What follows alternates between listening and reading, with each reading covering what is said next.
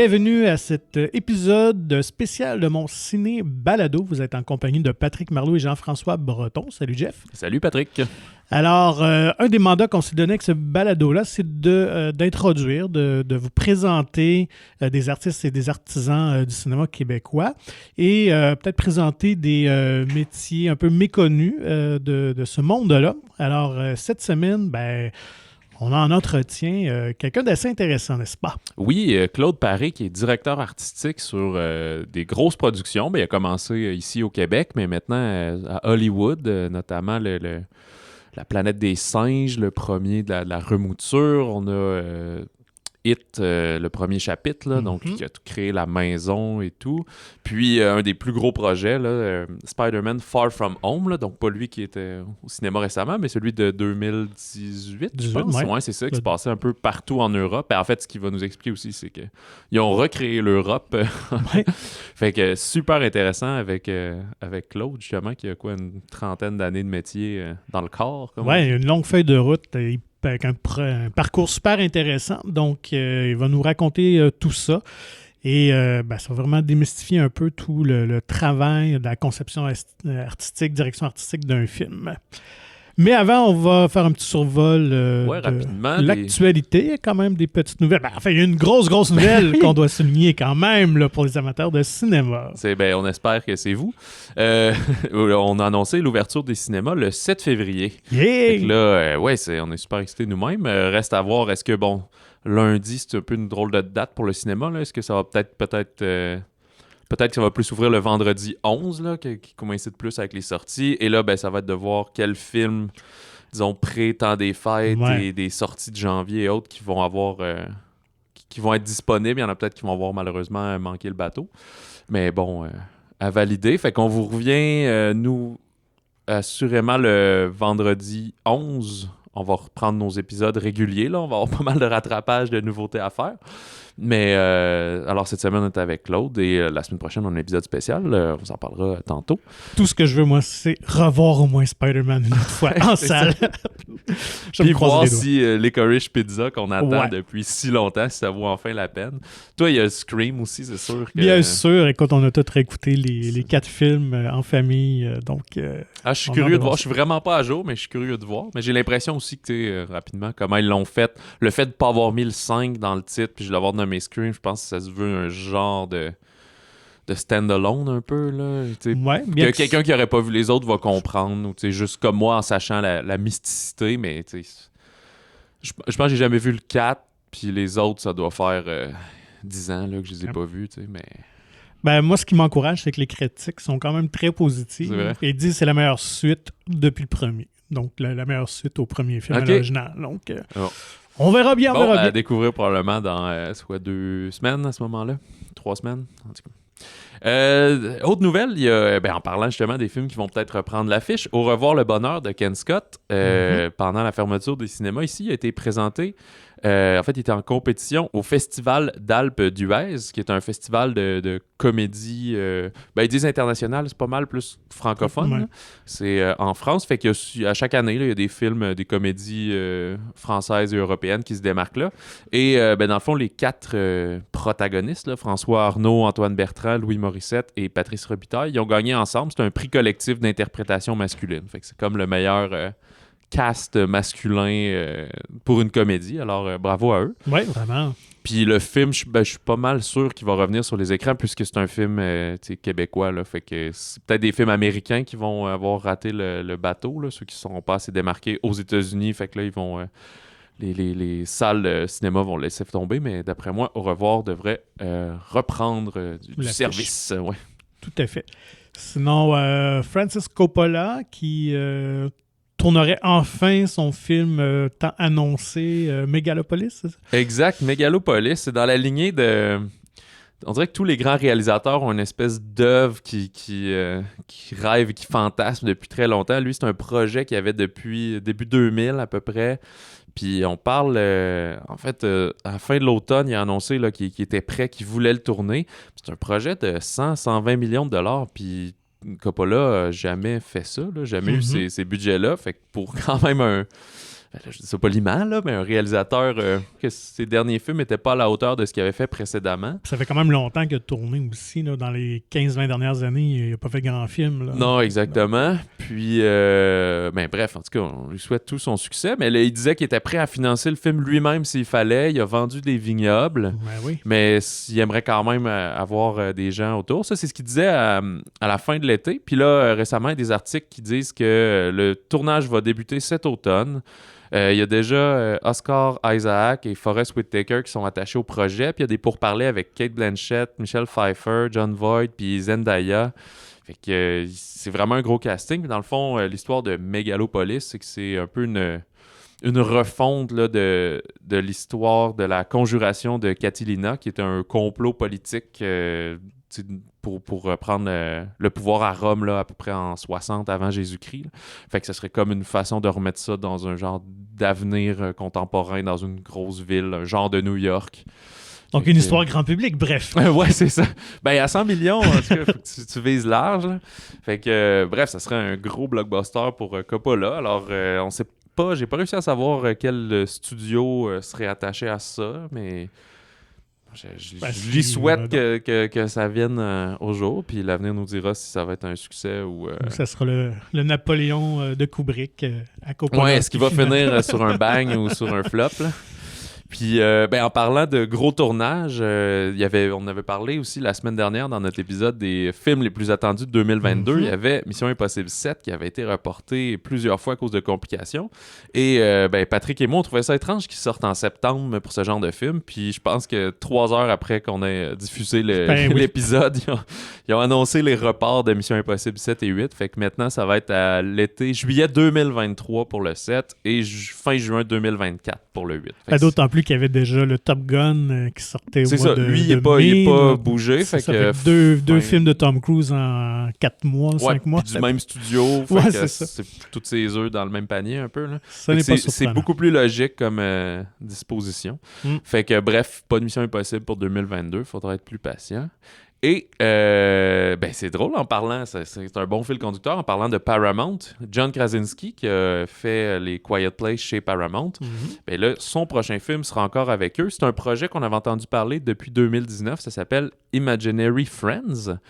Et il vient de le retitrer pour If, ce qui est un peu comme les initiales de Imaginary Friends et qui veut dire si, là, et puis, et si. If. Alors, ça met entre autres Ryan Reynolds. C'est lui qui est attaché au projet depuis 2019, dans le fond. Puis là, on vient d'ajouter Steve Carell. Fait que ça va être une réunion de The Office américain pour Carell et Krasinski. Puis aussi Phoebe Waller-Bridge et Fiona Shaw. Les deux étaient dans Killing Eve. Mais en fait, Phoebe Waller-Bridge est la créatrice de Killing Eve. C'est aussi elle qui est dans Fleabag. Là, si vous avez un visage sur elle. Et le synopsis est assez mystérieux pour le moment, là, mais on suivrait un homme, présumément, c'est ça? En tout cas, qu'on présume être Ryan Reynolds, qui lui est capable de voir et de parler aux amis imaginaires des gens, là, même ceux qui ont été oubliés ou abandonnés. Fait un genre de comédie, j'imagine, autour de ça. Et je crois comprendre que Krasinski va être derrière et devant la caméra, mais il serait pas le rôle principal. Probablement, je sais pas, un ami imaginaire ou peut-être quelque chose comme ça. C'est tout genre de projet qui pique ta curiosité? Tout à fait. Tant par le sujet que le casting, mais je suis content de voir aussi que Krasinski, qui m'a vraiment impressionné avec ses films A Quiet Place, là, parce que je pense qu'il avait réalisé un autre petit film indépendant avant, mais il n'y avait pas une longue feuille de route là, comme réalisateur. Il a réussi à faire 2 œuvres quand même assez incroyable, où il maîtrise vraiment le langage cinématographique. Donc, de le voir ailleurs, d'aller dans un autre genre, un autre créneau. Donc, je suis curieux de voir ce qu'il va faire, effectivement. Ouais. Alors, la sortie est déjà prévue, mais c'est novembre 2023. Fait que dans le fond, on va avoir Mission Impossible 7 en juillet, puis If en novembre. Ça fait pas mal le tour des actualités pour cette semaine. Fait qu'on pourrait enchaîner tout de suite avec notre entretien avec Claude Paré. Allons-y. Vous ne connaissez peut-être pas son nom, mais vous avez vu son travail sur les grands écrans, entre autres dans les films Night at the Museum, It et Spider-Man Far From Home. Aujourd'hui, on a le bonheur de s'entretenir avec Claude Paré, qui est directeur artistique qui travaille sur de grandes productions à Hollywood. Donc, il va nous parler un peu de son parcours, puis comment tout ça se passe, ce métier-là, qui est quand même assez méconnu, Jeff, du monde du cinéma. En effet. Bonjour, Claude. Bonjour, messieurs. Merci de prendre ce temps avec nous. Alors, moi, je vais aller avec la première question de base. Est-ce que plus jeune, c'était un métier dont tu rêvais faire ou tu voulais être peut-être réalisateur ou juste travailler dans le monde du cinéma? Qu'est-ce qui a mené vers ce métier-là? En fait, c'est drôle parce que j'ai jamais rêvé comme tel de faire du cinéma. Je sais que j'aimais beaucoup aller le dimanche après-midi à paroisse Saint-Vincent-Ferrier, à salle paroissiale, voir les films qui étaient projetés là. Puis je me souviens qu'il y avait un film particulièrement qui m'avait vraiment frappé, c'était Le Cerf-Volant du bout du monde, qui est un film français qui était l'histoire d'un petit gars qui laissait aller un cerf-volant, puis le cerf-volant se rendait jusqu'en Chine.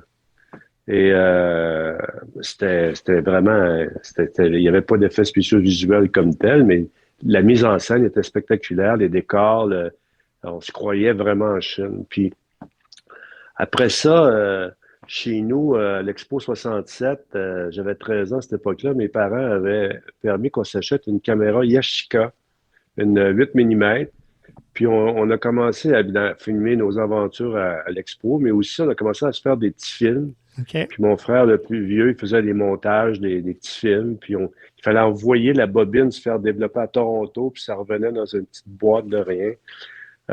Puis là, ben, j'ai comme pris goût à ça. Puis après ça, au collège Grasset, j'ai fait un petit peu d'école là. J'ai suivi un cours en cinéma, puis j'écrivais des histoires, des scénarios. Puis je sais pas, je devais avoir du talent. Puis on a rencontré un orienteur à cette époque-là. On rencontrait tous un orienteur quand on était en 8e, 9e année au collège. Puis il m'avait dit, toi, tu devrais t'en aller au cinéma. OK.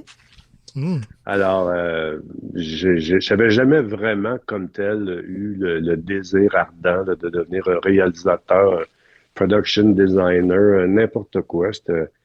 Puis ce qui est arrivé, c'est que j'ai commencé. D'abord, j'ai lâché l'école à genre 16 ans et demi. Puis après les 4 premières années du cours classique, c'était le changement vers le cégep.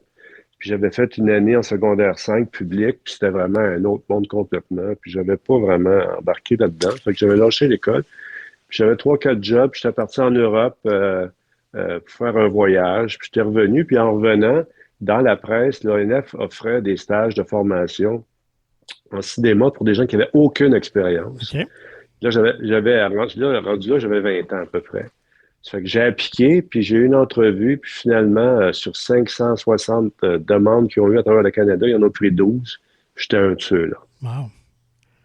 Et combien de temps as-tu travaillé? Ben, j'imagine que tu es venu à travailler un peu pour l'ONF, à t'impliquer un peu plus au sein de l'organisation. Ben, en réalité, il n'y avait pas de stage dans le domaine de la scénographie ou du département artistique. C'était tous des domaines techniques comme le son, la caméra, le montage. Il y avait un truc en régie, je pense. Puis finalement, les deux dames que j'avais rencontrées, ils m'avaient donné des noms de gens à voir dans l'édifice pendant que j'étais là. Puis moi, je faisais le tour avec ma liste. Puis j'ai rencontré tout le monde qui dont elle m'avait au pluriel suggéré des contacts. Puis finalement, je les ai rencontrés, ces deux dames-là. Puis là, j'ai répondu, j'ai fait ça, j'ai tout vu.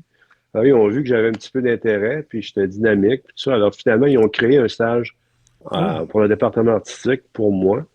Puis mon premier film, je l'ai fait avec Michel Brault, Anne-Claire Poirier, Paul Baillargeon, Luce Guilbeault, il y avait Gobet, je me souviens plus de son prénom, le comédien Gobet. En tout cas, on était tous en location à Saint-Pierre-les-Béquettes dans un inn. On soupait tous les soirs ensemble à une grande table. C'était comme une grande communion.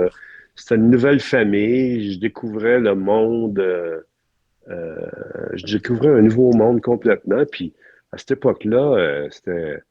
Tu sais, t'arrivais à l'ONF, on te donnait un bon de commande, puis ils disaient, fais une liste de ce que tu as besoin. Puis tu sais, tu faisais, tu sais, les rubans adhésifs, les cordes, les mousquetons, n'importe quoi. Tu allais au magasin, puis ils te donnaient une boîte, puis tu avais tout dedans.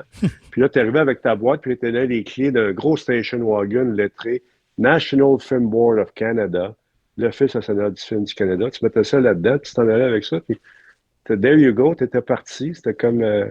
Fait que moi, j'habitais dans le quartier Villeray, sur le rue Henri-Julien, à cette époque-là. Puis quand j'arrivais avec mon gros station wagon, c'était des gros mastodontes, là, je me stationnais, les gens étaient bien impressionnés de me voir débarquer dans cette... C'est là que le côté glamour, le faux côté glamour, a commencé dans ma vie. Moi, je voulais savoir, donc déjà à ce moment-là, le côté technique pour toi, c'est sûr que ça ne t'intéressait pas ou ça t'interpellait beaucoup moins, disons.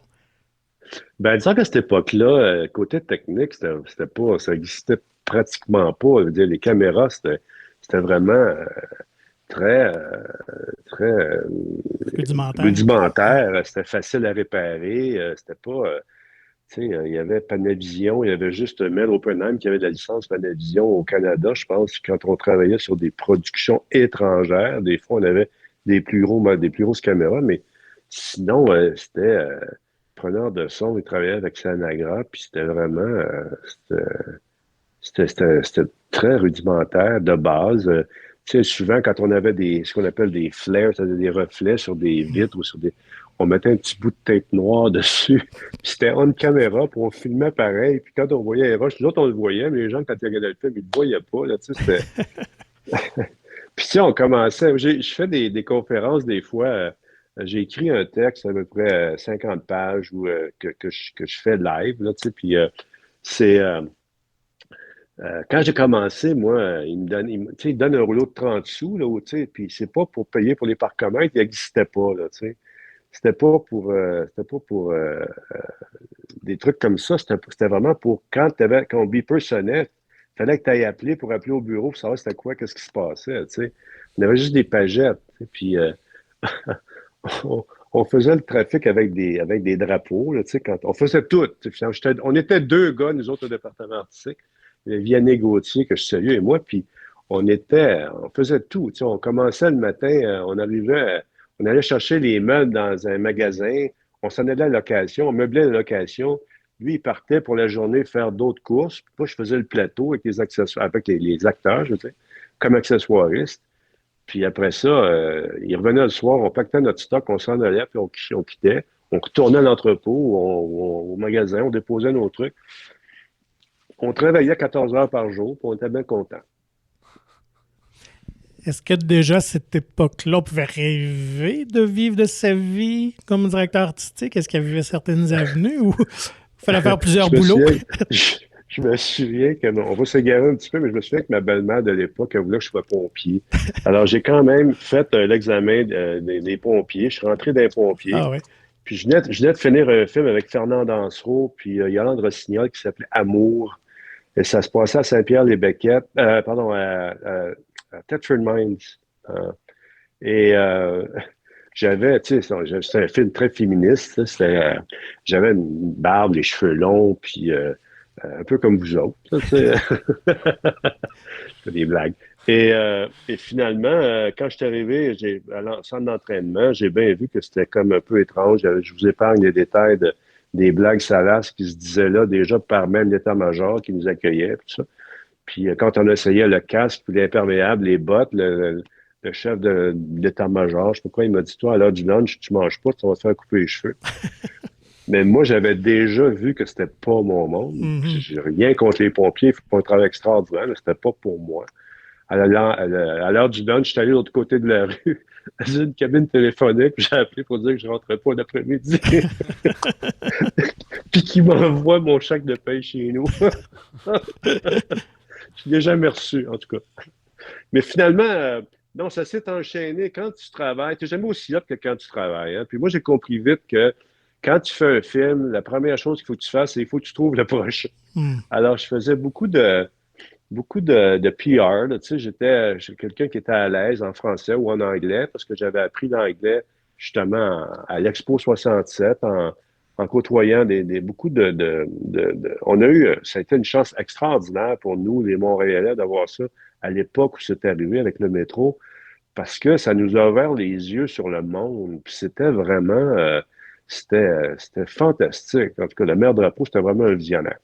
Bref, Oui, effectivement. Moi, j'ai commencé à l'ONF. Je travaillais en production française, production anglaise. J'ai fait des films au Nouveau-Brunswick, en Saskatchewan. Tu sais, c'était en location, là. C'était toutes des petites demi-heures, mais puis ça a été remarqué par des gens à Toronto qui m'ont fait faire des films aussi à Toronto. Puis, euh, tu sais, j'ai développé un petit peu mon expertise comme ça. Puis, là, je te parle, on est dans les années 70, là. Tu sais, c'est fin 70. Après ça, je me suis ramassé à faire beaucoup de Movie of the Week puis de mini-series parce que le dimanche soir, nous autres, c'était pas des réalités shows qu'on écoutait. C'était Ed Sullivan, Movie of the Week, des mini-séries sur l'histoire de Ford, de P.T. Barnum, tout ça. Puis ça se faisait beaucoup à Montréal. Il y avait un producteur new-yorkais qui avait beaucoup Montréal, puis il y avait aussi, en tout cas, des compagnies de services, de production de services qui nous engageaient, puis on apprenait avec des production designers ou des directeurs artistiques qui avaient plus d'expérience que nous, puis on développait nos talents, puis tout ça. Puis finalement, c'est comme ça que j'ai un peu bâti mon CV, moi, dans les années 80, jusqu'à la fin des années 80. Après ça, j'ai commencé à aller à Los Angeles en 87. Avec mon portfolio, je faisais des grands dessins au fusain sur des grandes feuilles, puis je partais avec ça, puis j'avais une cassette VHS avec rien dessus. Finalement, c'était juste des images. Puis mon CV qui était, tu sais, c'était Claude Parr, il m'appelait Claude Parr, tu sais. Puis moi, comme j'étais un golfeur, je dis toujours aujourd'hui, j'espère, Claude Parr. Mais en fait, ça fait que finalement, j'ai commencé en 93, tu sais, ça a pris 6 ans là, comme faux là, avant que je commence. Tu sais, j'étais allé à chaque année, j'étais là pour les événements Rodney King, les riots, puis tout ça, c'était comme... mais j'avais des enfants à partir de 1990, alors j'allais pour un mois, puis je revenais, puis tu sais, j'avais une maison, j'avais une famille, il fallait que ma femme tenait le fort au bout, là, tu sais, c'était vraiment... d'ailleurs, je la remercie, mon Dieu, quelle vie. Mais en tout cas, tout ça pour dire que j'ai commencé à faire des plus gros films, tu sais, avec Walt Disney, mais comme art director, pas comme production designer. C'était une coche au-dessus, là, tu sais. Puis j'ai monté mon CV dans les années 90 avec des films comme Some of All Fears, The Day After Tomorrow, The Aviator, ça c'était au début de 2000, The Score avec De Niro, Brando, puis Edward Norton, tout un cast. As-tu eu l'occasion Enfin, d'interagir un peu avec, mettons, ces deux géants-là, De Niro et Brando? ben, De Niro, c'est un type assez discret. Hein. Il est OK. assez, ouais, assez secret. Brando, il parle français. Lui, il a fait tout un esclave quand il est venu à Montréal pour ce film-là. Il y avait 3 semaines de tournage. Puis au bout de 2 jours, il voulait plus voir le réalisateur sur le Ah plateau. oui. Alors, c'était De Niro qui le réalisait, Ben voyons. qui dirigeait Brando. Puis le réalisateur était assis dans un Winnebago, puis il parlait remote avec Ah un oui. headset. Là, tu sais, là, ouais. C'était quand même Frank Oz. C'est pas n'importe qui non plus, le Ouais, réalisateur. non, je le sais, mais pour Frank, il n'y avait pas la. Mais c'est parce qu'il essayait de diriger Brando. Il n'y a pas personne qui dirige Ben, c'est Brando. ça. Il est auto-dirigé, je peux dire. Tu sais. En tout cas, tout ça pour dire que après ça est venu après The Day After Tomorrow, où je me souviens, donner juste une anecdote de The Day After Tomorrow, c'était un gros film pour nous à Montréal. Ça, tu sais, ça a été toute une affaire avec Roland qui s'intéresse pas vraiment au facteur humain. Là, tu sais, c'est comme lui, il va faire son film, puis là-dessus. Puis moi, j'étais allé à Los Angeles, puis j'avais commencé à faire un budget. Puis je me souviens, j'étais dans un bureau, puis je voyais les lettres Hollywood par la fenêtre très loin. Là, tu sais, puis j'avais une table de dessin. Puis c'était pas sur ordinateur. Tu sais, j'avais ma règle, puis je faisais des lignes, je faisais tous les noms des décors, chaque département, construction, menuiserie, peinture, plâtre, set deck, décoration, les meubles, les accessoiristes, les greens, tout ce qui était la verdure, la neige. Après ça, les effets spéciaux. Je faisais pas le budget des effets spéciaux, mais je faisais ce nous, on avait à contribuer aux effets spéciaux. Tout ça, tu sais. Puis finalement, au bout, en bas de toute cette feuille-là, il y avait un prix. Puis c'était 26 millions de dollars. Tu sais, j'avais tout Quand même. additionné, là, tu sais, les 2, 3 piastres, là, puis ça donnait 26 millions. J'avais roulé ma feuille, puis j'étais allé dans un meeting. Puis, tu sais, personne ne me connaissait vraiment, tu sais, pour des budgets aussi gros. Tu sais, bon, ils savaient que j'avais fait des trucs, mais pas comme ça. Puis moi, j'étais le art director de Montréal, le supervising art director de Montréal. Donc, c'est moi qui amenais l'équipe de Montréal à ce film-là qui se faisait à Montréal. J'étais à cette époque-là un petit peu le point de chute quand les Américains avaient devant Montréal appellent, c'est Call Claude Power. Call Claude Power, fix you. Tu sais, fait que finalement, évidemment, quand j'étais arrivé dans le meeting, il y avait plein de producteurs, il y avait le réalisateur, il y avait, tu sais, du monde, du gros monde, là, de Fox, puis tout ça, tu sais. Puis là, les autres voulaient juste savoir c'était quoi le chiffre en bas. Tu sais. Alors, moi, j'ai déroulé ma grande feuille comme une nappe sur une table, là, tu sais. Puis là, je cachais le chiffre en bas, puis là, j'ai dit, What do you want to know? Tu sais, puis c'était vraiment, tu sais, c'était How much? Tu sais, fait que finalement, au bout d'un certain temps, j'ai été obligé de révéler que j'arrivais à 26 millions, tu sais, puis là, tu sais, les chaises reculaient, puis là, ils se regardaient, ils disaient, My God, tu sais. La première question qu'ils m'ont demandé, c'est Is there enough people in Montreal to spend all that money? Puis moi, ma réponse, ça a été If there's not enough, we'll bring them in.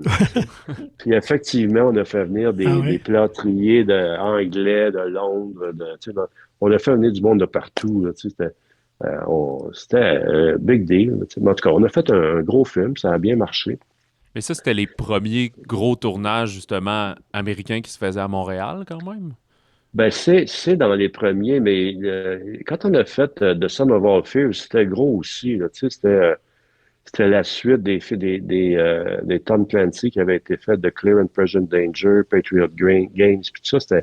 C'était des gros films pour nous, là, tu sais, puis on avait, euh, on avait une portion de l'équipe qui était très anglo, puis qui sauvait un peu la mise, si je peux dire, pour ceux qui parlaient moins bien l'anglais, parce qu'il y avait beaucoup de gens qui travaillaient et qui ne parlaient pas vraiment l'anglais.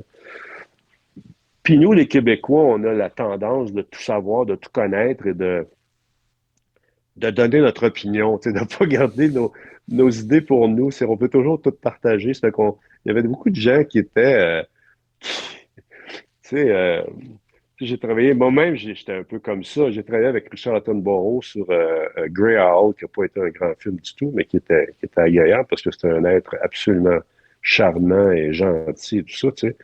Puis je me suis dit, on avait des réunions des fois, puis moi, je proposais des shots, disons, on pourrait tourner ça comme ça, tu sais.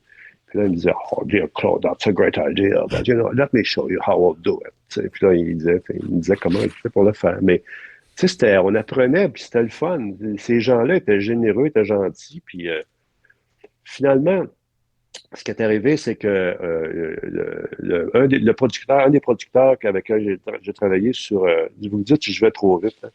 Un des producteurs avec qui j'ai travaillé sur The Day After Tomorrow, Tom Hamill, il m'appelle, il dit Claude, je m'en viens à Montréal, j'ai un film, j'aimerais ça qu'on travaille ensemble. Ils n'ont pas encore de réalisateur, pas encore de production designer, mais tu sais, je sais que tu vas passer les lignes haut la main, tout ça. Fait qu'il arrive à Montréal, puis on s'assoit ensemble, puis il dit tout ce que je vais te dire, c'est secret, tu peux pas en parler, tu sais, puis il dit ça s'appelle A Night at the Museum. Ah, OK, j'ai dit, c'est quoi le topo? Il dit, ben, c'est tous les artefacts qui prennent vie. Ah, c'est intéressant. Puis il dit, ça se passe tout à New York, mais il dit, on va faire ça à Montréal, puis on peut pas aller tourner dans les musées à New York, il faut tout construire en studio. Ah, c'est intéressant. Moi, je vois tout de suite l'affaire. Là, Ouais. puis là, tu sais, c'est sûr que avec les autres films que j'ai faits avant, comme The Day After Tomorrow, puis tout ça, j'ai commencé à comprendre très sérieusement les effets spéciaux visuels. Tu sais, il y avait des gens qui travaillaient là-dessus qui étaient très bons. Tu sais, comme par exemple sur The Aviator, bon, j'avais travaillé avec Dante Ferretti, le production designer internationalement connu.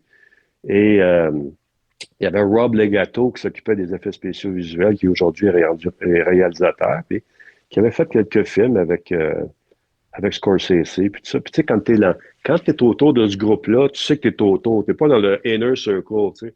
Alors, tu vas pas proposer à Scorsese comment faire des shots. Tu sais, tu t'écoutes, puis t'apprends, tu sais. Mais c'était bien parce qu'il me parlait, j'étais considéré, tu sais, parce que j'étais encore une fois le contact montréalais de toute cette affaire-là. Tu sais. Donc, pour abréger, finalement, pendant un grand bout de temps, moi, j'ai commencé à designer les décors de Nuit au musée, puis tout ça. Puis, on a même commencé à construire un peu les décors en studio, le grand hall, là, puis tout ça. Tu sais. Puis, on avait tout, moi, j'envoyais tout ça à Los Angeles, puis C'était Tom Rothman, le big boss de Fox, qui disait Yeah, sure, go ahead, go ahead. C'était vraiment, c'était approuvé par le boss. Tu sais, il n'y avait pas de réalisateur. Puis, ça. Puis au bout d'un moment, ils ont amené un réalisateur qui avait fait de Mommy, la momie, dont le nom m'échappe. Puis finalement, lui, il est resté à peu près un mois. Il a fait un rewrite, il a caché son million, puis il est parti. Puis après ça, là, il n'y avait toujours pas de réalisateur. Alors pendant un an de temps, moi, j'étais en limbo, mais il me payait. Mais il disait, tu sais, reste chez vous, ne prends pas d'autre chose. Tu sais, il me payait. Fait que là, Wow. c'est là que j'ai commencé à jouer au golf. C'est là que j'ai commencé. Mais là, finalement, il est arrivé un réalisateur qui s'appelait Sean Levy, qui est un ancien Montréalais qui vit maintenant à Los Angeles, puis qui est un mogul là-bas qui, Mm. j'ai regardé récemment, je pense qu'il y a 70 projets en développement. Là. Ça, c'est comme quelque chose. J'ai fait un film avec lui d'ailleurs l'année dernière. Alors donc, il vient à Montréal, il regarde ça, il voit bien qu'on a des décors de construit. Tout le film est conçu sur papier, tout est, tu sais, il y a des boards de show and tell, là, tu sais, on dit ça, des tableaux avec plein de références, de dessins, de plans, de construction, tout ça. Puis il y a des décors qui sont debout dans le studio. Fait que là, c'est sûr que, tu sais, bon, il est comme un peu sous pression, mais comme il veut pas me donner un chèque en blanc, il engage un tuteur pour me suivre. Puis quand le tuteur qui était, comment il s'appelait? Je me souviens pas de son nom. Il était arrivé à Montréal, il regardait ça, il dit, You don't need me, I've never done such a big movie. C'était comme... Alors, c'était très confortable finalement. J'ai eu la job. Mais ce qui est arrivé, c'est qu'ils ont engagé Ben Stiller pour faire le rôle du gardien de nuit. Puis Ben, il venait d'avoir un enfant, puis il va à Los Angeles, puis lui, sa femme et lui avaient une entente. Il fallait faire un film, il fallait qu'il revienne des week-ends à OK. Los Angeles. Alors, Montréal, Los Angeles, aller-retour C'est un peu long. vendredi soir, c'est un peu long. Tu sais. Alors, finalement, ils ont déménagé le film à Vancouver. On a défait les décors en studio. J'ai gardé une équipe à Montréal en construction qui avait déjà commencé. Puis on a shippé des 53 pieds à Vancouver avec les décors dedans. Puis j'ai monté une autre équipe là-bas. J'ai amené un noyau pour faire le transfert d'informations, de connaissances, de know-how de ce qu'on avait fait. Puis ça a été le premier. Après ça, j'ai fait le deuxième. Après ça, Ben Stiller m'avait appelé pour faire Tropic Thunder. J'ai scouté avec lui à Hawaï. On se promenait en hélicoptère toute la journée, puis il y avait des choses tellement insensées à mes yeux que ça n'a pas marché. En tout cas, finalement, j'ai quitté le show parce que moi, je voyais pas comment il pouvait faire ça avec le budget qu'il avait, puis j'ai pas regretté. Puis c'est ça, je l'ai revu quand on a fait le deuxième nuit au musée. Il est arrivé dans le Air and Space Set, qui est un immense décor de 60 pieds de haut par à peu près 180 par 300 pieds, qu'on a construit dans un hangar où ils construisent des bateaux dans le port de Vancouver. Puis quand il est rentré, puis il a vu ça, c'était toutes des fusées, des avions, des jets, même des flyers des frères Wright, puis tout ça. Puis quand il est rentré, j'ai dit, je voulais juste me faire pardonner. Puis là, on a rigolé. Puis c'était là, Je me demandais, tu sais, justement, toute cette conception-là, comme tu dis en blague, le hangar avec tous les avions, tu sais, c'est où que commence ton travail, puis c'est où qui finit? C'est-à-dire, toi, tu vas créer sur papier ce à quoi ça va ressembler, mais après, il faut que tu trouves les bonnes personnes pour le construire littéralement, tu sais? ouais, c'est ça. Moi, je suis un gars d'idées. J'ai beaucoup d'idées, puis j'ai beaucoup de. Maintenant, j'ai tellement voyagé. J'ai voyagé partout dans le monde. J'ai vu beaucoup de choses. Sur Spider-Man, j'ai passé un an en Europe à me promener entre l'Angleterre, l'Italie, l'Espagne, la République tchèque, les États-Unis. C'était extraordinaire, cette expérience-là. Mais moi, je suis le genre de gars qui va lire quelque chose puis qui va le voir. Tu sais, comme je suis très, je vois les choses. Puis souvent, je me réveille la nuit à 4 heures du matin, puis j'ai une idée, puis j'essaie de la retenir jusqu'au lendemain matin. Puis des fois, ça marche, des fois, ça marche pas. Mais pour ce qui est des décors de film, en général, ça marche. Tu sais, j'ai comme beaucoup d'idées, beaucoup de références. C'est sûr que quand j'ai commencé, tu sais, on allait, par exemple, le premier nous au musée, là, il fallait aller à l'Université McGill, à la bibliothèque, pour aller fouiller dans les archives, ben, dans les livres sur les civilisations égyptiennes, sur les statues de l'île de Pâques, puis tout ça, c'était pas au bout d'un clic sur ton ordinateur. Ça a révolutionné le monde du cinéma, littéralement. Mais c'est ça. Moi, je reçois un scénario, je le lis, je le vois, je parle au réalisateur, je fais une petite présentation, de recherche, parce que maintenant, c'est facile. Puis, on regarde ça ensemble, puis on voit si on s'entend. Pardon. En général, ça marche. Et là, à partir de ce moment-là, c'est sûr que moi, je fais des croquis, je dessine à la main, puis tout ça. Je suis pas à l'ordi. Mais il y a tellement de jeunes maintenant qui sont extraordinaires en illustration en ordi, à l'ordinateur, que j'engage une équipe d'illustrateurs, une équipe de 7 designers qui font les plans de construction. On construit tous les décors à bord en volume, en SketchUp, qui est un logiciel de construction, d'illustration, de construction. On peaufine avec Photoshop, on met des éclairages, puis tout ça. On présente ça. Si c'est aimé, ben là, on passe à l'étape suivante, qui est vraiment de faire les plans de construction, le budget, comment ça va coûter. C'est sûr qu'il y a des gens spécialisés pour chacun de ces départements-là.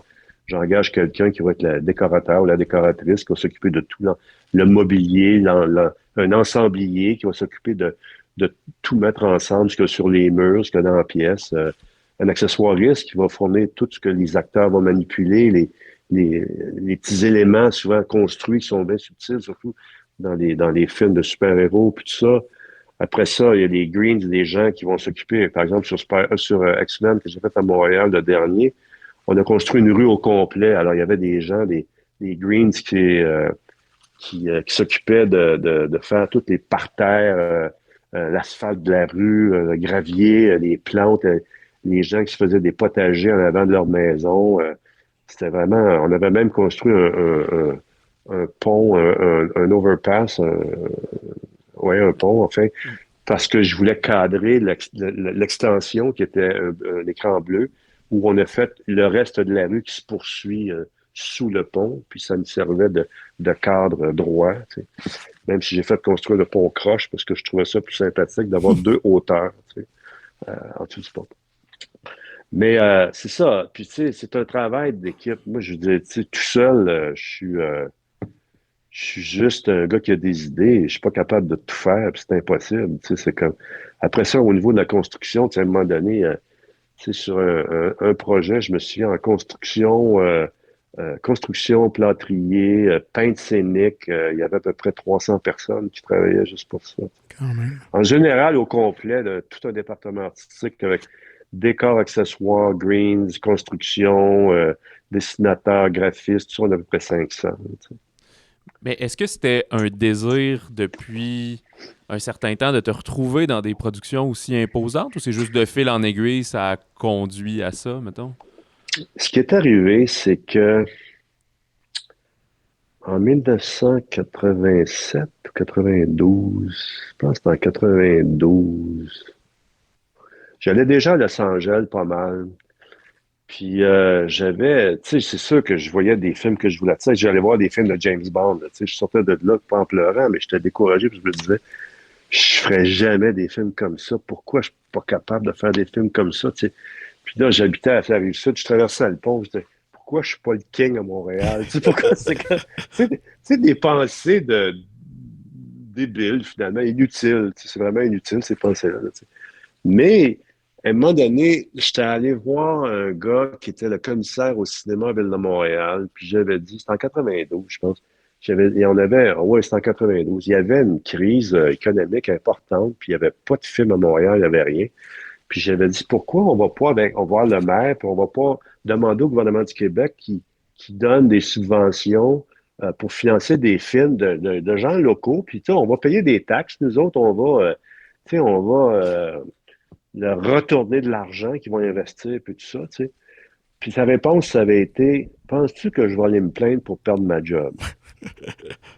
Et là, je me suis dit, my God, qu'on n'est pas en affaires. Fait que là, je suis retourné à Los Angeles, puis là, je reviens avec une job, tu sais. Puis effectivement, je suis revenu avec un film de Walt Disney qu'on a tourné à Montréal, à Rawdon, puis à Louisbourg, en Nouvelle-Écosse, à Sydney. Puis ça n'a pas été une grande, belle expérience. Je n'étais pas encore une fois le designer, mais tu sais, j'ai mis le pied dans... quelque chose de plus gros, Tu as quelque chose de goûté. plus vrai. J'y ai goûté sérieusement, ouais, ouais, ouais. Et à partir de ce moment-là, j'ai plus jamais voulu reculer. Tu sais, je vais toujours faire plus gros, plus gros, plus gros. Puis ce qui venait à Montréal, c'était plus gros, plus gros, plus gros. Puis, tu sais, quand j'étais allé, par exemple, après avoir fait, j'ai fait, puis j'aime ça faire des gros, des petits, des gros, des petits. Tu sais, j'ai fait, par exemple, un film qui s'appelait Barney's Version sur l'histoire de Mordecai Richler, que j'ai adoré faire avec mon chum Robert Lantoff, puis avec Paul Giamatti, puis il y avait un cast extraordinaire là-dessus. Puis on a tourné à Montréal, on a tourné à New York, on a tourné à Rome. Tu sais, c'était vraiment spécial. Puis après ce film-là, mon chum producteur avec qui j'avais fait les 2 nuits au musée, qui s'appelle Tom Hamill, il m'appelle, il dit Claude, il recommence une série de films sur la planète des singes. Tu sais, ça t'intéresse-tu? Je dis, oh boy, la planète des singes. Je dis, il me semble que il y a eu plusieurs flops de ces films-là. Tu sais. Il dit, ouais, mais là, il dit, les chimpanzés vont être tout en CG, puis ça va être photoréaliste. Puis tout ça. Ah, je dis, OK, tu sais. Fait que j'ai dit, moi, j'étais à Montréal, il était à Los Angeles. Il dit, veux-tu rencontrer les réalisateurs? J'ai dit, sure. J'ai dit, comment tu veux qu'on fasse ça Skype ou on. Fait que là, il me dit, t'as veux-tu la job ou t'as veux pas? Ça veut dire, Viens ici. achète-toi le billet d'avion, viens-t'en. Là, puis fait que là, je suis arrivé là, tu sais, moi, j'avais mon. Tu sais, il y a un beau côté à tout le glamour, puis il y a un mauvais côté aussi. Moi, je fais aussi une conférence sur le dark side of glamour. OK. Fait que j'ai plusieurs rencontres très anecdotiques, dont une avec Darren Aronofsky, que si on a le temps, je vous raconterai. Enfin, bref, je m'en vais à Los Angeles, puis je m'en vais rencontrer Rupert Wyatt, le réalisateur de ce film-là. Puis j'ai tout mes prints, tu sais, c'est tout mon portfolio. Mon portfolio, c'est des prints dans des livres, là, tu sais, puis c'est une pile, là, tu sais, j'ai plusieurs films, puis je mets ça sur la table. Puis je fais ma petite présentation. Puis dès qu'on s'est serré la main, on s'est regardé dans les yeux. Puis tu sais, on avait comme le 1% des chimpanzés qui se regardent, qui se comprennent, là, tu sais. Je sentais qu'il y avait eu contact, là, tu sais. Mhm. Parce que si vous êtes déjà allé un sanctuaire de chimpanzés, puis que vous regardez un chimpanzé dans les yeux, vous allez avoir peur, je peux vous le dire. Enfin, bref, Ben, parce c'est que ce je que le l'ai fait. film nous a appris. Ouais, c'est ça. Bref, je rencontre le gars, puis il est short, tu sais, 15 minutes, il dit, ben merci beaucoup d'être venu, tu sais, puis j'ai dit, OK, puis là, je commence à prendre mes livres, puis il n'a qu'à pas regarder, tu sais. Il dit, non, non, non, laisse ça, là. Je dis, OK, parfait.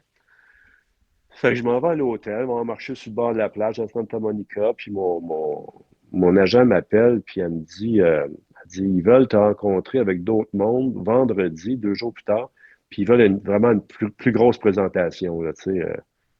Je dis, OK, tu sais, puis là, je me retourne à l'hôtel, puis tu sais, j'avais pas beaucoup d'argent quand même, j'avais pas pris, c'était pas au Ritz, là, tu sais, fait que l'Internet, c'était pas trop là. Fait que finalement, j'ai dit, rappelé, j'ai dit, écoutez, j'ai dit, il faut que je fasse une présentation plus étoffée, il faut que j'aie un meilleur Internet. Donc, je vais m'en aller au studio. Je vais mettre ça dans un bureau, tranquille, tout seul. Puis, fait que parfait, OK, viens-t'en. Fait que j'ai fait ça. Mais le réalisateur venait me voir à toutes les 15 minutes pour me parler de quelque chose. Fait que c'était comme, tu sais, laisse-moi travailler, c'est pas faire la présentation. Tu sais, c'est pas toi, là, je pense, qui va décider, c'est eux autres Ouais, en haut, là. Fait que là, finalement, je m'en vais rencontrer des gens le vendredi après-midi, tu sais. Puis c'est dans un bureau corporatif, puis c'est pas sur le lot, c'est pas à Fox, c'est vraiment ailleurs, là, tu sais. Là. Puis on arrive là, tu sais, c'est chic and swell, puis je rentre dans la salle de conférence où il y a le meeting, mon ordinateur sur la table, puis encore une fois, là, je vois mes livres sont rendus là sur la table. Ah, ils ont fait du chemin. Fait que finalement, l'entrevue commence, tu sais, le gars, il dit, tu sais que c'est un film de science-fiction, comment tu vas faire pour faire que ça a l'air d'un film de science-fiction, tu sais? Alors moi, je dis, la façon dont je l'ai lu, c'est très groundé, c'est très réaliste, ça devient plus tard un peu plus science-fiction, mais tu sais, je vois pas ça comme un film de science-fiction, tu sais, puis j'ai dit, vous autres, ça fait peut-être, je sais pas, moi, 2 ans que vous planchez là-dessus, tu sais, moi, ça fait 2 semaines, j'ai lu le scénario, même pas, là, tu sais, une semaine, tu sais, j'ai pas de réponse, il faut que je réfléchisse, tu sais. Fait que le gars, il me dit, tu sais, dis-moi, je cherche quelqu'un qui est plus intelligent que moi, tu sais. Fait que, en anglais, il dit, I'm looking for someone smarter than me, tu sais. Fait que là, moi, dans ma tête, je pense, puis je dis, there is smart and there is wise. Puis là, dans ma tête, là, j'entends un grand cri, là, Claude, ferme ta gueule. Tu sais, Puis il me posait des questions, pièges. J'étais sûr qu'il voulait me voir suer, là, tu sais, mais j'étais solide comme un roc, puis j'étais comme, tu sais, regarde, man, je peux pas te mentir. Si je mens, là, je vais m'enliser, là, tranquillement, pas vite, parce que après le premier mensonge, c'est downhill, là, t'es fait, là, tu sais. Ils m'ont cuisiné finalement pendant un grand bout de temps. Après l'entrevue, je suis parti avec mes livres, tout ça. Je m'en vais à l'hôtel, j'appelle mon agent, je dis, oublie ça, gars, je me suis planté de ben raide, tout ça, tu sais, puis là, il dit, j'ai dit, je vais reprendre l'avion demain. Elle dit, non, attends, j'aurai une autre entrevue pour toi demain. Tu sais, ça marche de même quand t'es là, c'est comme ça. Fait que finalement, au bout de 15 minutes, elle m'appelle, elle criait au téléphone, They love you, they thought you were so clever, you were so funny. Puis tu sais, ils m'avaient trouvé bien drôle, les autres. En tout cas, là, j'ai appelé ma femme, écoute, j'en pleurais au téléphone. C'était un coup, là, tu sais, un gros coup de gagner ce film-là, là, tu sais. Il y avait un Australien, un Anglais, puis deux, trois autres Américains là-dedans, là, tu sais, puis en tout cas, je l'ai eu. Puis ça a marché au bout, puis c'était compliqué. C'était comme, tu sais, les films de Avatar, tu sais, quand ils font tout le performance capture, c'est tout fait dans un volume, tu sais. C'est une boîte bleue en studio, là, puis ils mettent des acteurs là-dedans. Ils ont des émetteurs sur eux, sur leurs costumes, puis tout ça. Puis c'est tout capté par des caméras. Puis là, ils recréent le mouvement, mais après ça, ils prennent le personnage, puis ils le mettent dans la nature qui est aussi virtuelle. Là, tu sais, mais nous, c'était la première fois qu'on faisait un film où les acteurs, qui étaient encore une fois des bardés d'émetteurs et tout ça, étaient dans les vrais décors. Okay. Alors, tous les capteurs étaient cachés partout dans le décor, puis tout ça. Tu sais. Alors, ça a été un bon hit, ça, je pense. Et puis après ça, c'est sûr, bon, oui, pardon. Non, tu as pu voir Andy Serkis un peu à l'œuvre et le voir. Ah ouais, non, Andy Serkis, c'est un être d'une générosité incroyable.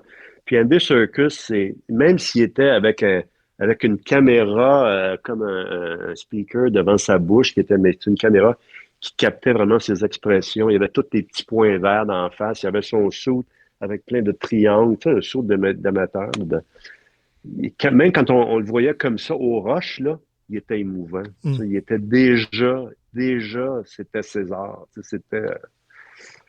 Après ça,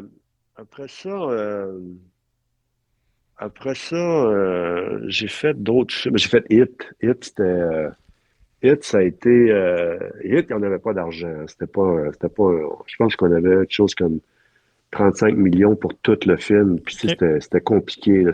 On a tout construit, la maison, les intérieurs, c'était 4-5 locations, puis des décors en studio.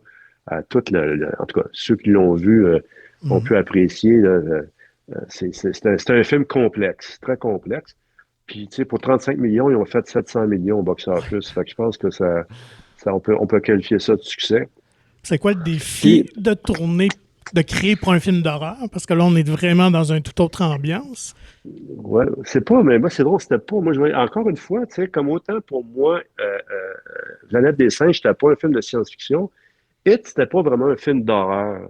C'était plus un film de peur parce que c'est les adultes qui sont les méchants là-dedans. C'est les adultes qui sont les personnages personnifiés par It, qui est un personnage éternel qui vient, tu sais, on cherchait, il vient d'où, Pennywise, tu sais, il vient-tu de l'espace? Non, il vient de l'imaginaire des enfants, puis tu sais, c'est un personnage complexe, éternel et tout ça, mais enfin, bref, c'est sûr, on tournait à Port Hope, à Toronto, à Hamilton, tu sais, moi, je rentrais tous les fins de semaine chez nous, je marchais jusqu'à Allen Airport, je prenais l'avion, je venais me baigner dans la piscine, je retournais à Toronto dimanche soir, puis c'était ça, tu sais, c'était comme, c'était une super belle expérience, mais la complexité de ce film-là, ça a vraiment été de rendre ça hyper réaliste avec le peu d'argent qu'on avait. La maison a tout été construite. Dès qu'on rentre à l'intérieur de la maison, on est dans une location. Quand on rentre dans le sous-sol de la maison, on est dans une autre location. Puis quand on rentre dans le tunnel, dans le puits, dans le sous-sol de la maison, là, on rentre en studio. Tu sais, alors, il y avait comme 4-5 niveaux à jumeler, seamless, là, sans trace de dépistage. Là, finalement. Donc, l'extérieur de la maison a été construit sur un terrain vacant, tout simplement. Oui, l'extérieur de la maison, on a trouvé cette location-là à Oshawa. Puis on a on a construit toute la shell, la coquille de la maison d'abord en atelier, puis on amenait ça, on apportait ça là-bas, tranquillement, on la montait, puis au fur et à mesure que la maison montait, ça s'est répandu comme bruit que le Ouais. film It était pour se tourner là. Puis il y avait un grand champ en avant, puis les week-ends, il y avait des raves qui s'organisaient là. Puis les gens vénéraient la maison. Puis ça, si vous allez sur YouTube, vous allez voir plein de clips que les gens ont tournés. Puis en tout cas, ça passait aux nouvelles, puis tout ça. Puis c'était vraiment... tu sais, Stephen King, il a toute une réputation. Hein, c'est comme... c'était fabuleux, ça. C'était comme... puis après ça, oui, il y avait un arbre. Je voulais un arbre tordu en avant. Là, tu sais, je voulais pas que ça soit juste une maison. Je voulais un arbre épeurant aussi. Puis on n'en trouvait pas. Puis en fabriquer un, c'était très coûteux. OK. Puis finalement, le chef peintre scénique, en venant travailler un matin, il est passé sur une rue, puis il y avait un arbre mort sur le terrain de quelqu'un qui était vraiment épeurant. Il m'a envoyé une photo. J'ai dit buy it. Fait qu'il a sonné à la porte. Il dit au gars, il dit, on va acheter ton arbre, on va le couper, on va partir avec, puis on va t'en planter un autre. Le gars, il voulait pas. Il voulait pas, il Ah aimait ouais? son arbre. Finalement, je pense qu'il a coûté 2000$ pour acheter son arbre, le couper, sans rien briser. Là, tu sais, il a fallu l'amener à l'atelier, sans briser de branche, puis rien. Puis comme il était trop court, on a fait une extension en dessous. Puis finalement, on l'a amené à la location, on l'a installé, puis on l'a mis vraiment comme on le voulait, là, tu sais, bien anglais vers la maison. Ça faisait comme un peu deux mains qui allaient vers la maison. Puis finalement, ça a complété complètement le look extérieur de cette affaire-là. À partir de ce moment-là, là, les gens qui faisaient des raves sont venus fous. Là, c'était comme... c'était non-stop. Là, tu sais, Vive la faut magie dire du que cinéma. non, mais dans ce coin-là, à Oshawa, il ne se passe pas grand-chose. C'est ça. Mais j'allais dire, tu sais, quand tu habites dans une banlieue, je veux pas nous diminuer, mais tu sais, canadienne ou autre, tu t'attends pas à ce qu'il y ait une grosse production, même si 35 millions, c'est pas un gros budget, mais qu'il y ait un gros film avec des acteurs connus, puis tu sais, une grosse franchise comme ça. Fait que j'avoue qu'il y a de quoi de mythique pour les gens autour. Ouais. Ouais, c'est sûr que ça... Mais c'est surtout le thème du film. Tu sais, les gens ont embarqué là-dedans au bout. Là, tu sais, puis, mais après ça, après It, je me souviens plus, j'avais parlé d'un autre film que j'ai fait, puis c'était pas Spider-Man. J'ai fait X-Men après It, c'est ça, j'ai fait X-Men, dans ça j'ai fait Spider-Man. Ah oui, je vais vous raconter une histoire, je reçois un appel de mon agent pour aller aller rencontrer Darren Aronofsky pour faire un film qui s'appelait Noah. Hmm. Noé.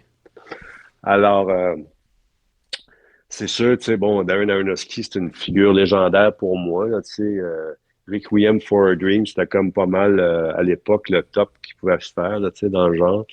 Alors, je me prépare, puis je m'en vais là, puis le rendez-vous a lieu à New York. J'ai lu le scénario imprimé sur du papier rouge pour pas pouvoir faire de photocopie.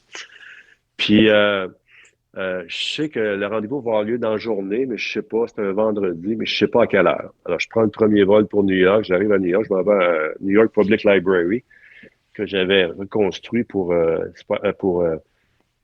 The Day After Tomorrow. Oui. Je m'installe dans le lecture hall, dans le lecture room. Puis là, je continue à faire ma recherche, puis j'attends que mon agent me téléphone pour me dire à quelle heure le rendez-vous, puis tout ça. T'as pas brûlé de livre cette fois-là. Non, on n'a rien brûlé parce que ça faisait assez chaud, merci. En haut, c'était chaud et humide ce jour-là à New York. Ça fait partie de l'anecdote d'ailleurs.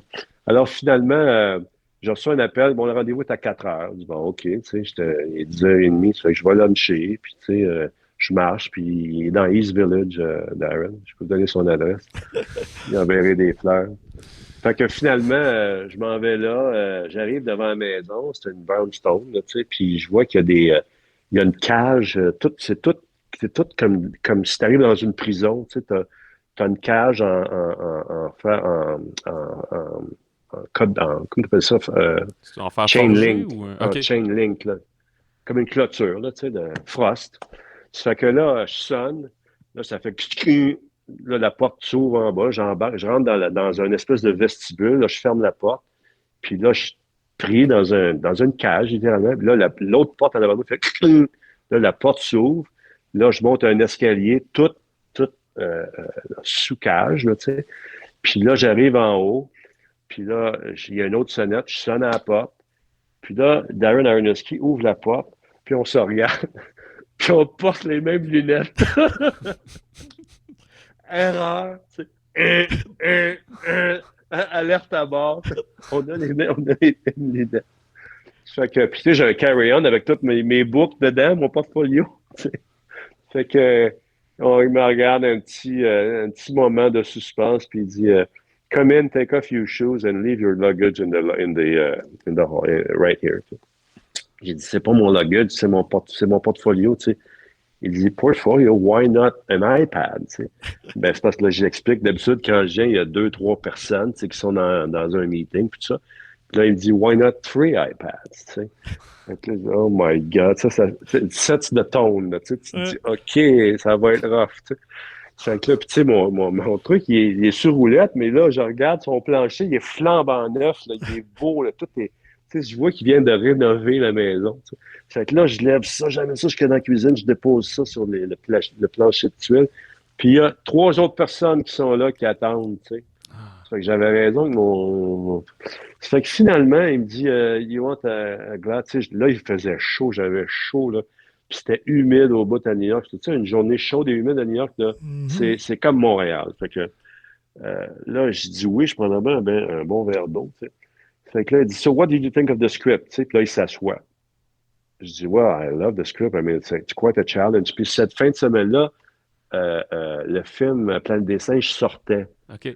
Alors, c'est sûr que moi, j'avais j'avais acquis la technologie, l'expérience de performance capture, parce que tous les animaux, s'ils n'étaient pas tous créés en CG, en numérique, il fallait qu'il y ait quelques images avec des performance capture, en tout cas pour des simulations d'animaux, comme pour les chimpanzés, par exemple. Alors, finalement, je fais mon pitch, là, tu sais, j'ai beaucoup aimé ça, vraiment, j'aimerais vraiment faire le film, puis tout ça, puis il dit, t'as-tu préparé une présentation? Je dis, il n'y a personne qui m'a parlé de faire une présentation, puis j'ai faire des présentations parce que la plupart du temps, tu la laisses là, puis tu la vois dans le film après quand le film sort, tu sais, même si t'as pas un job, tu sais. Ça fait que j'ai jamais eu le verre d'eau, puis au bout de 20 minutes, il y avait tout passé à travers mon portfolio, là, comme s'il tournait les pages d'un catalogue de Sears, là, tu sais. Puis les trois autres personnes étaient debout derrière lui, puis tu sais, il essayait de voir ce qui passait, là, tu sais, puis c'était that's it, là, tu sais, alors qu'il aurait pu passer des livres aux autres, puis il aurait pu regarder chacun un livre à leur convenance, tu sais, tout ça. Alors finalement, au bout de 20 minutes, je pars, j'embarque dans un taxi, je m'en vais à LaGuardia, puis j'appelle mon agent, je dis, oublie ça, je dirais jamais ça, ce job-là, c'est comme, ça a été tellement mal. Elle me rappelle, elle dit, ils veulent que tu fasses une présentation pour lundi, on est vendredi. Je dis, oh my God, fait que là, je vois ma fin de semaine à travailler comme un malade. Finalement, j'ai fait quelques croquis. J'ai envoyé ça par email. J'ai fait une description point form de tout, chaque décor, comment j'étais pour faire ça, puis tout ça. Puis quand on fait le FaceTime, ou c'était pas un FaceTime, dans ce temps, c'était Skype, on fait un Skype, puis là, l'image, l'écran s'allume, puis je regarde un rideau dans une chambre d'hôtel, tu sais. Fait que là, j'ai dit, I'm not going to stare at a curtain, tu sais. I'm not going to talk to a curtain. Tu sais, you got to talk to me. You got to be there. Il dit, ouais, on est en train de luncher. Tu sais, je dis, non, je suis pas vous luncher. Tu sais. Fait que, les autres, ils étaient à Los Angeles. Puis il avait vu le film Rise of the Planet of the Apes. By the way, we like the movie, bla bla bla bla bla bla, tout ça, tu sais, puis on se parle. Puis là, il dit, they like my sketch, puis tout ça. Puis finalement, il dit, on va donner une réponse à la fin de la semaine, on a d'autres mondes à rencontrer. C'est parfait. J'ai jamais eu de nouvelles. Puis je sais qu'ils ont engagé. Écoute, parce qu'avant ça, j'avais fait une entrevue un an avant pour l'autre Spider-Man à New York que Mark Webb réalisait, qui était son deuxième ou son troisième. Puis ça avait super bien marché. J'avais la job, j'avais été signé off par Marvel, puis tout ça. Puis là, tu sais, mon agent, il attendait l'appel là, pour négocier, puis tout ça, tu sais. Puis ça arrivait pas, puis ça arrivait pas, puis ça arrivait pas. Puis finalement, c'était une exécutive dans un studio chez Sony que je connais, avec qui j'ai travaillé par la suite, qui m'a dit que ça faisait longtemps qu'elle espérait travailler avec moi, alors qu'elle avait mis son veto sur moi, sur ce Spider-Man-là. Ah ouais. Puis le gars qui l'a eu, il s'appelle Mark Friedberg. C'est un designer de New York qui est connu, qui est très bon, que je respecte, puis tout ça, tu sais. Alors lui a fait ça. Mais quand je suis retourné pour le film de Darren Aronofsky, il venait de finir le film de Spider-Man, puis c'est lui qui a eu la job de Noah. Alors, je me suis fait planter 2 fois par le même gars, le même New-Yorkais, tu sais, sur des jobs à New York. Ben, ça, a gagné une job à New York, c'est pas évident, là. C'est comme... il y en a du monde là-bas, là, en compétition. Là, mais vu comment se déroulait l'entrevue et les entretiens, y a-tu une partie de toi qui disait ouais, ça se peut que ce soit pas le fun à travailler non plus? C'est sûr que maintenant, où je suis rendu maintenant, je dois avouer que c'est vraiment les personnes avec qui je travaille qui comptent le plus, avec le scénario, bien sûr. Comme l'année passée, après avoir fait l'année d'avant, il y a 2 ans, 2018, j'ai fait 2018. 2019, j'ai pas travaillé de l'année, j'ai pris un break, j'étais brûlé après le Spider-Man. Puis après ça, j'ai reçu pendant cette année-là, jusqu'au mois d'août 2019, 2020, on est en 2021, on est en 2022, ouais. En 2020, j'ai reçu un scénario après avoir refusé au moins 35 projets parce que j'étais brûlé. J'étais vraiment brûlé. Puis quand t'es brûlé, faut que tu te reposes, tu sais. Puis c'était toutes des merdes, là, tu sais. C'était toutes des... qui vont sortir bientôt, d'ailleurs. Mais en tout cas... non, mais tu sais, c'est des affaires. Tu te dis, bon, tu sais, que t'as touché un peu à l'iconique, là, tu sais, la planète des singes, Spider-Man... qui était un beau Spider-Man, qui se passait tout en Europe. Tu sais, ça déniaise les Américains de leur Spider-Man new-yorkais. Puis moi, je connaissais pas beaucoup l'univers Marvel, mais j'avais quand même fait le X-Men avant, puis tout ça. Tu sais, bon, j'ai touché à des trucs importants. Tu sais, bon. Ça fait que là, tu sais, je recevais des scénarios qui m'intéressaient pas. Puis finalement, j'ai reçu un scénario de Sean Levy, avec qui j'ai fait les 2 premiers nuits au musée. Puis c'était avec Ryan Reynolds, puis ensemble, ils venaient de faire un film là, qui est sorti l'année dernière. Ouais, Free Guy. Quoi, ouais, Free Guy, tu sais, bon, puis il avait l'air d'avoir une belle complicité. Puis moi, j'avais fait un film avec la femme de Ryan Reynolds, Blake Lively, qui s'appelait... Adaline? qui s'appelait Adaline, ouais, The Age of Adaline, c'est ça. Merci, cultivé, monsieur. Puis finalement... J'étais avec toute ma gang de Vancouver, avec qui j'ai fait 5, 7, 8 films. Là, tu sais, ça fait que j'ai retourné à Vancouver. Pas de frontières. Tu sais, les vols, c'est 4h30. Tu sais, c'est acceptable. Puis j'aime. Puis c'était pendant la pandémie aussi. Fait que je me disais, tant qu'à me morfondre à Montréal, tu sais, il n'y avait presque pas de cas à Vancouver à ce moment-là. Je vais aller là-bas. Fait que j'ai fait ce film-là de août 2020 2021. Ouais, août 2021. Non, c'est août 2021, j'ai commencé celui-ci.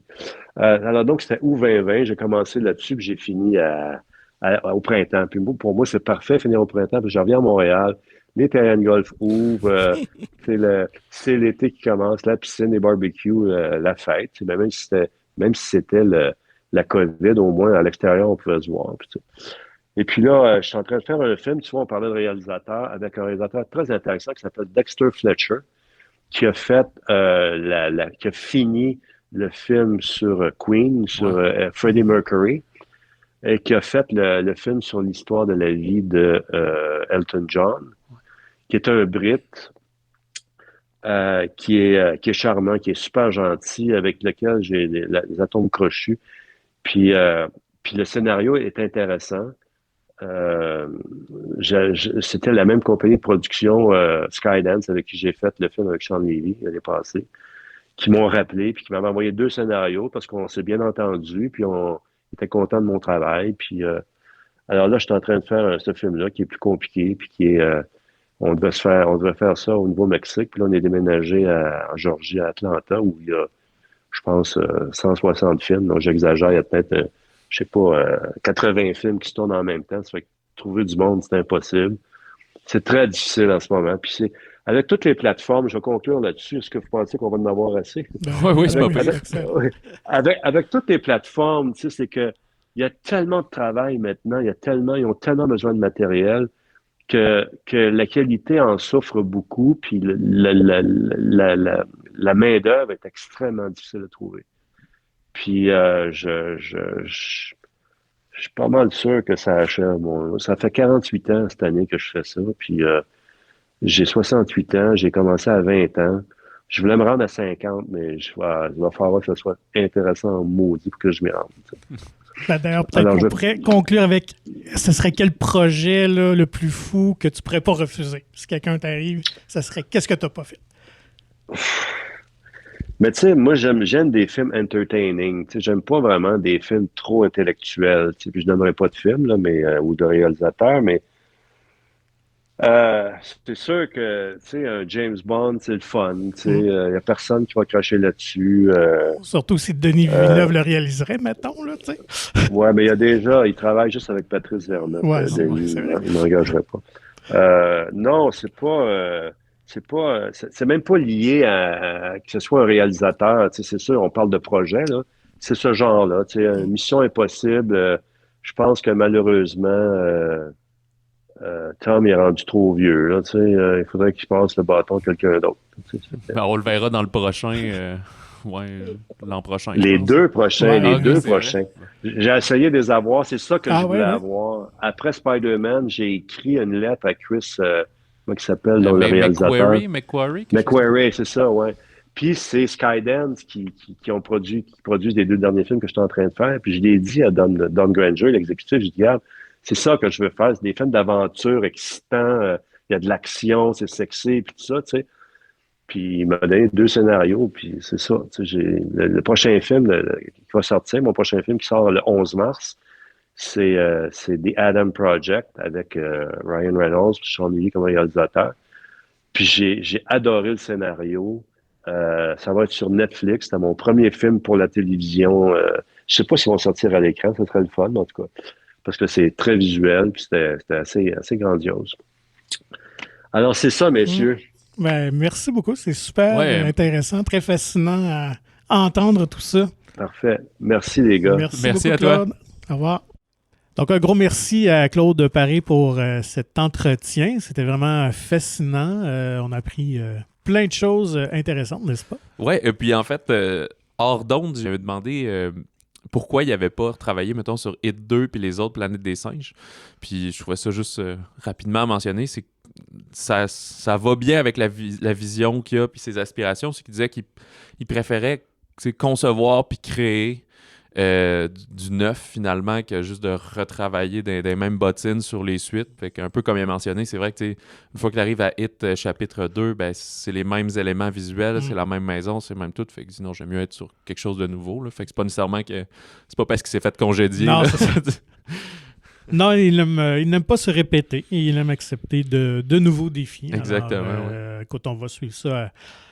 Sa carrière encore avec plus d'attention.